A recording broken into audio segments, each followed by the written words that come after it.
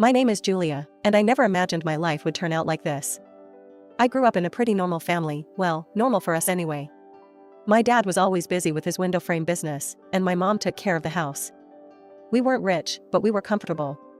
Dad rarely talked about work at home.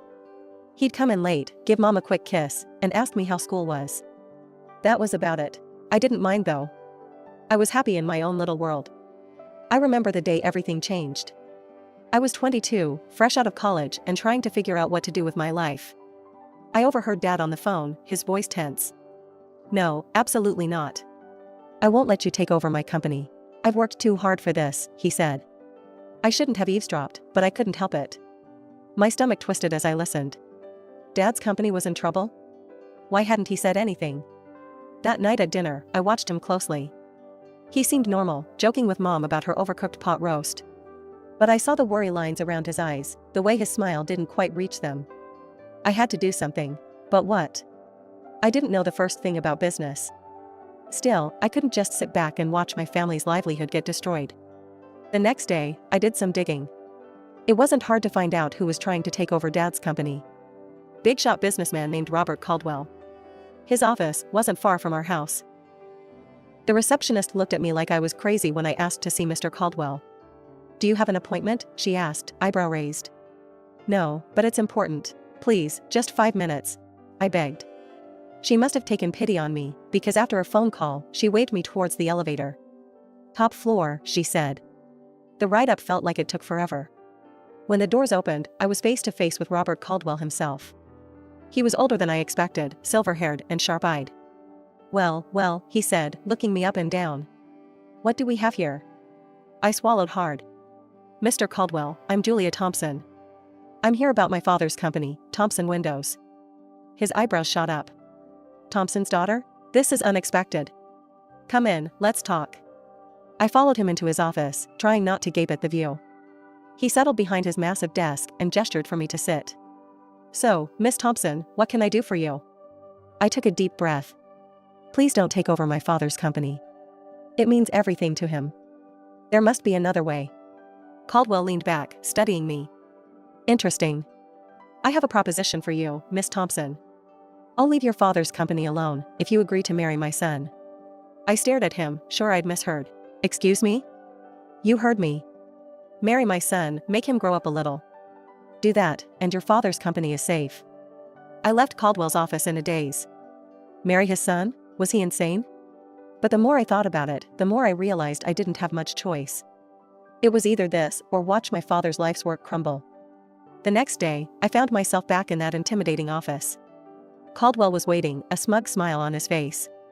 "So, Miss Thompson, have you made your decision?" I took a deep breath. "Yes. I'll do it. I'll marry your son." Caldwell clapped his hands together. "Excellent. Let's introduce you two, shall we?" Before I knew it, I was being ushered into another room. And there he was, Caldwell's son. I'd expected some stuffy businessman type, but the man who stood up to greet me was anything but. He was tall, with messy dark hair and a crooked smile. "Hey," he said, extending his hand. "I'm Jack. You must be Julia?" I shook his hand, trying not to show my surprise. "Yeah, that's me." Jack's father cleared his throat. "I'll leave you two to get acquainted." As soon as the door closed behind him, Jack's casual demeanor vanished. He ran a hand through his hair, looking uncomfortable. "Look, I'm sorry about this. My dad, he's got some pretty old-fashioned ideas." I shrugged, trying to seem nonchalant. "It's fine. We're both adults, right? We can handle this." Jack laughed, but it sounded forced. "Yeah, sure. Just a casual arranged marriage. No big deal." We spent the next hour talking, and I hate to admit it, but Jack was kind of interesting. He was smart and funny, even if he did seem a bit irresponsible. I could see why his father wanted him to grow up. Over the next few weeks, Jack and I started dating, if you could call it that. We went out to dinners, movies, the usual stuff. But there was always this undercurrent of awkwardness. We both knew this wasn't real, no matter how much we pretended. And so, 6 months after that fateful meeting in Caldwell's office, I found myself walking down the aisle. My dad looked so proud, so happy. He had no idea of the deal I'd made to save his company. As I said my vows, I looked into Jack's eyes. There was no love there, not really. But there was friendship, and maybe that could be enough. The reception was a blur of congratulations and champagne. Jack's mother, Elizabeth, cornered me at one point, her smile tight. "Welcome to the family, dear," she said, her voice dripping with insincerity. "I do hope you'll make Jack happy." I plastered on my best fake smile. "I'll certainly try, Mrs. Caldwell." As we left for our honeymoon, I caught a glimpse of my father-in-law. He was beaming, clearly pleased with himself. I felt a flash of anger. This was all just a game to him. The first few years of our marriage were interesting, to say the least. Jack and I settled into a routine of sorts. We lived in a nice house, courtesy of his father's wealth, but it felt more like we were roommates than husband and wife. I tried my best to be a good influence on Jack. Slowly but surely, I saw changes in him. He started spending less time with his party-loving friends and more time at the office with his father. I could see the pride in his father's eyes when Jack started showing real interest in the business. It made me feel like maybe this whole arrangement wasn't for nothing. Jack's mother, on the other hand, was a different story. She never outright said anything, but I could feel her disapproval radiating off her in waves. The way she'd purse her lips when I spoke, or the backhanded compliments she'd give. "Oh, Julia, that dress is interesting. So brave of you to wear something like that." I'd grit my teeth and smile. "Thank you, Mrs. Caldwell." Despite the challenges, I held on to hope. Maybe, just maybe, Jack and I could grow to love each other. Maybe when we had kids, things would change. But life had other plans. It was a crisp fall day when we got the news. Jack and I sat in the doctor's office, the silence heavy between us. "I'm sorry," the doctor said, his voice gentle. "But the tests show that you, Mr. Caldwell, are unable to father children." The words hit me like a physical blow. No children. The one thing I'd been counting on to bring us closer, to make this marriage real, was now impossible. That night, as I lay awake, I thought about my own parents. Dad's business had flourished since my marriage to Jack. He'd even managed to double his turnover. I was happy for him, truly. But I couldn't help feeling a bit lost. I wanted to work, to have a purpose beyond being Jack's wife. But when I brought it up to him, his response was swift and firm. "Work? Why would you need to work? We have more than enough money." "It's not about the money, Jack. I want to do something meaningful." He shook his head. "In our circle, wives don't work. They do charity. Why don't you start a foundation or something?" And so, the Julia Caldwell Foundation for Children with Cancer was born. It wasn't what I'd imagined for myself, but it gave me purpose. I threw myself into the work, organizing fundraisers, visiting hospitals, doing whatever I could to help. Jack didn't seem to care much about my new passion. In fact, he didn't seem to care much about anything I did these days. We were living parallel lives, inhabiting the same space, but rarely intersecting. Years passed. 10, to be exact. And then, everything changed again. Jack's father died suddenly of a heart attack. Just like that, Jack was thrust into the role of CEO. I tried to be supportive, but I could see him struggling under the weight of his new responsibilities. 2 years after that, we got more bad news. Jack's mother had cancer. "We should move her to a care facility," Jack said, his voice detached. "They can take better care of her there." But his mother refused. "I will die in my own home," she declared, her chin lifted defiantly. And so, drawing on my years of experience with the Cancer Foundation, I took charge of her care. I hired nurses, coordinated treatments, and spent hours by her bedside. To my surprise, Elizabeth's attitude towards me began to soften. One day, as I was adjusting her pillows, she caught my hand. "You're a good woman, Julia," she said softly. "I'm sorry I didn't see it sooner." I felt tears prick my eyes. "Thank you, Mrs. Caldwell." 5 years passed since Jack took over his father's company. I wish I could say things improved, but the truth was far from it. Jack's behavior became increasingly erratic. He was drinking more, coming home at odd hours, and snapping at me for the smallest things. One day, I received a call from Jack's assistant. "Mrs. Caldwell, I'm sorry to bother you, but Mr. Caldwell hasn't been to the office in days. Is everything all right?"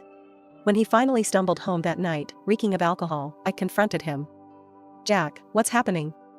"Your assistant called." "You haven't been to work?" He laughed bitterly. "Work? What's the point? The company's going under anyway." Dear old Dad left me a sinking ship, and I couldn't keep it afloat. I couldn't believe what I was hearing. All those years of hard work, gone?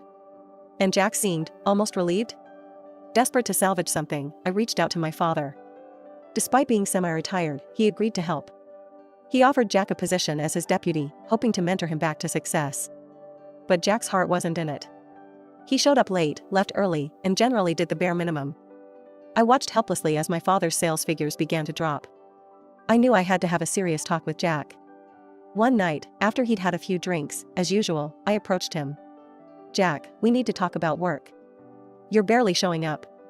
My father's company is suffering because of you." Jack's face contorted with anger. "Oh, so now it's my fault? I never wanted this, Jules. Any of it. What are you talking about?" He laughed, a harsh, ugly sound. "This life, this marriage. I'm just waiting for Mom to kick the bucket so I can sell her house and get out of here." I stared at him, horrified. "How can you say that? Your mother is dying, and all you care about is her money? Don't act all high and mighty," he spat. "We both know this marriage is a sham. You're just as eager to get out as I am." Disgusted, I turned to leave the room. As I opened the door, I came face to face with Jack's mother. The look on her face told me she'd heard everything. For a moment, we just stared at each other. Then, silently, she reached out and squeezed my hand. In that gesture, I felt her gratitude, her understanding, and her sorrow. The day I got the call about my parents' plane crash, my world shattered. Mom and Dad, gone in an instant. Their small plane to Hawaii, meant to be a second honeymoon, became their final journey. I needed support, someone to lean on. But Jack? He was nowhere to be found. My own husband couldn't even be bothered to show up to the funeral. As I stood there, watching my parents' caskets lowered into the ground, I felt more alone than ever. After the funeral, anger began to replace my sorrow. How dare he? How could he abandon me when I needed him most? With this newfound fury fueling me, I marched into Dad's company, our company now, I supposed. The sight that greeted me when I entered Dad's old office made my blood boil. There was Jack, lounging in Dad's chair like he owned the place, barking orders like some conquering hero. "Jack," I said, my voice tight with barely contained rage. "We need to talk." He looked up, his face a mask of annoyance. "What is it now, Jules? Can't you see I'm busy?" "Busy?" I spat. "You couldn't even be busy enough to come to my parents' funeral." Jack rolled his eyes. "Oh, here we go with the moralizing again. You know what, Jules? Always nagging, always pushing. Well, I'm done with it. And I'm done with you." I stared at him, shocked. Then I saw something change in his eyes. A cold, calculating look replaced the anger. "You know, Jules," he said, his voice suddenly calm. "This company? It's worth about $17 million. And guess what? As deputy director, it's all mine now." My heart dropped. "What are you talking about?" He leaned back in the chair, Dad's chair, with a smug smile. "I'm the deputy director. I have all the passwords, access to all the accounts. I'm in charge now, and there's nothing you can do about it." "You can't do this," I said, my voice shaking. "You've already run your father's company into the ground. I won't let you do the same to my father's legacy." Jack laughed, a cold, harsh sound. "Oh, I'm not going to run it. I'm going to sell it, piece by piece. And then I'm going to live like a king." Before I could stop him, he turned to the computer. I watched in horror as he transferred a large sum from the company account to his personal one. "There," he said, turning back to me. "That should keep me comfortable for a while." Then, as if this whole thing was just a minor inconvenience, he reached into his desk drawer and pulled out a stack of papers. He tossed them at me casually. "Oh, and here, divorce papers.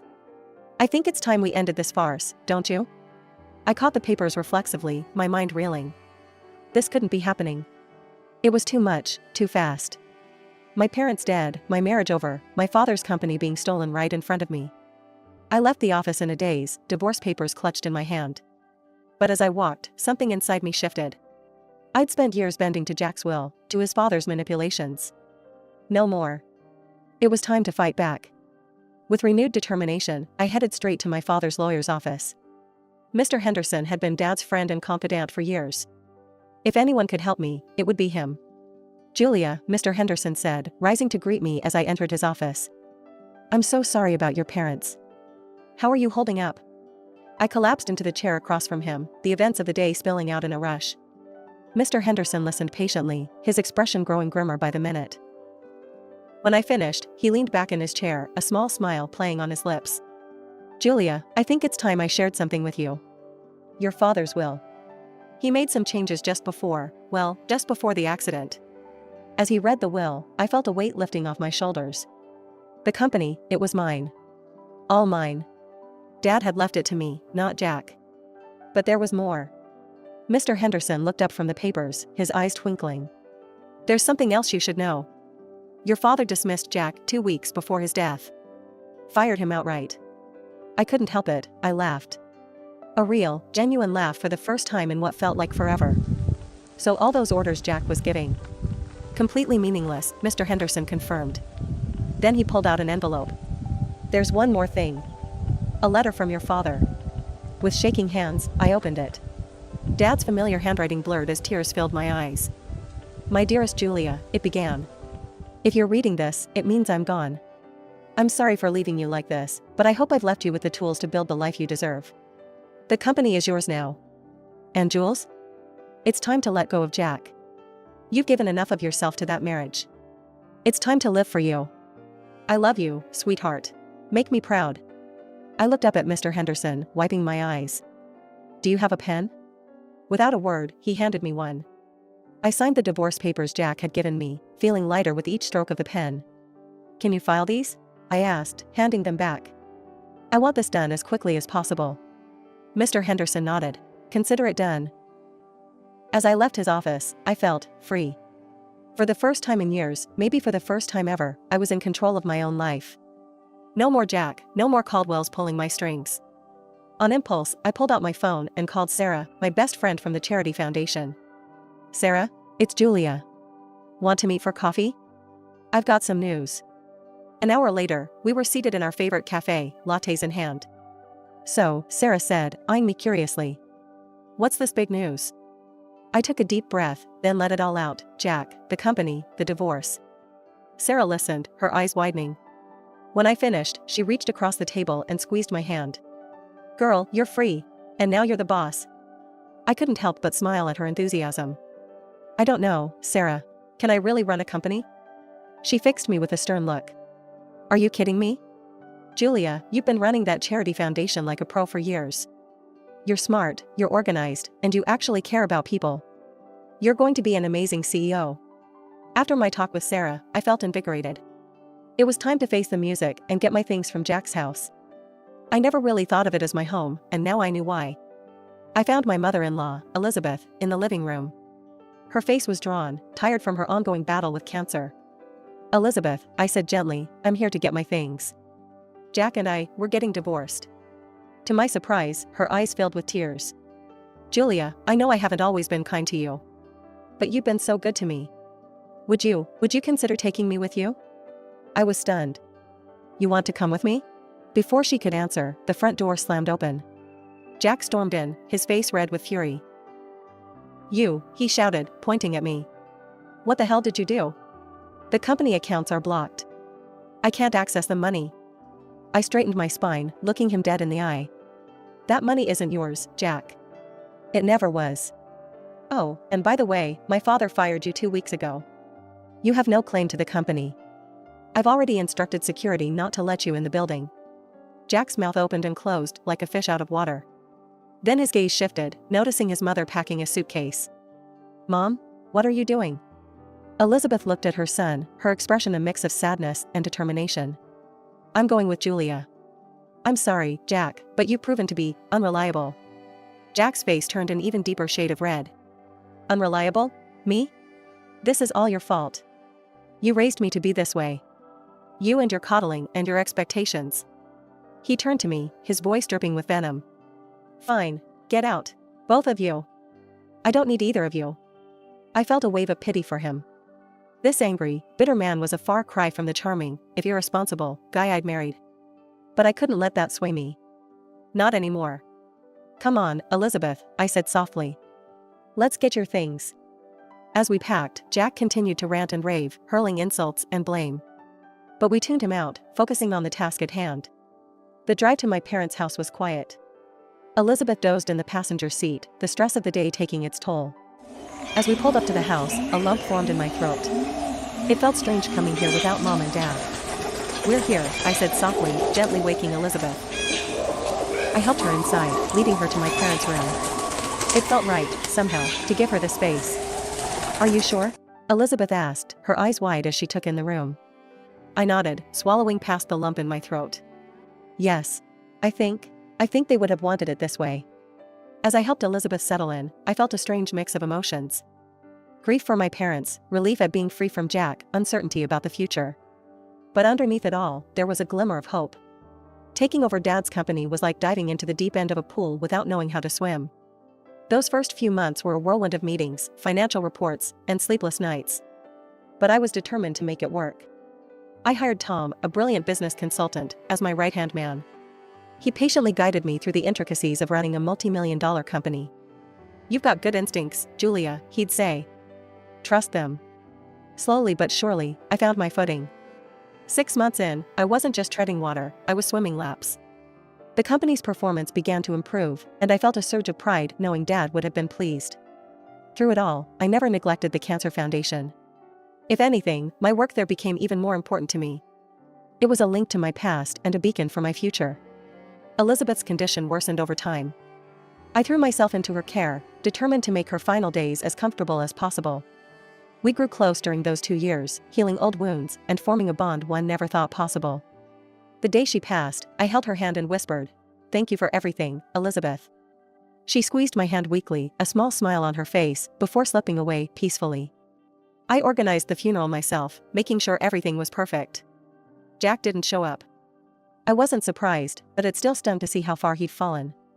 A few weeks after the funeral, I received a call from Mr. Henderson. "Julia, there's something you need to see. Can you come to my office?" When I arrived, I was shocked to see Jack there, a young blonde hanging off his arm. He smirked at me. "Well, if it isn't the little CEO. Don't worry, I'm just here to collect my inheritance. Mom and I might have had our differences, but blood is thicker than water, right?" I bit my tongue, waiting for Mr. Henderson to speak. The lawyer cleared his throat and began reading Elizabeth's will. As he spoke, I watched Jack's smug expression morph into disbelief, then fury. "And so, I leave my house and all my savings to Julia Thompson, with the stipulation that the money be donated to the Cancer Foundation she so passionately supports." Tears sprang to my eyes. Elizabeth's final act of kindness overwhelmed me. Jack exploded. "This is bullshit. She manipulated Mom. She's a fraud, a gold digger. She ruined my life, and now she's stealing my inheritance." His girlfriend, looking bewildered, stepped away from him. "You said we'd be set for life with this money. I'm out of here." She stormed out, leaving Jack sputtering. As I left the office, I heard Jack's continued ranting fade behind me. I felt light, free. Elizabeth's gift wasn't just about the money, it was validation. She had seen me, truly seen me, and found me worthy.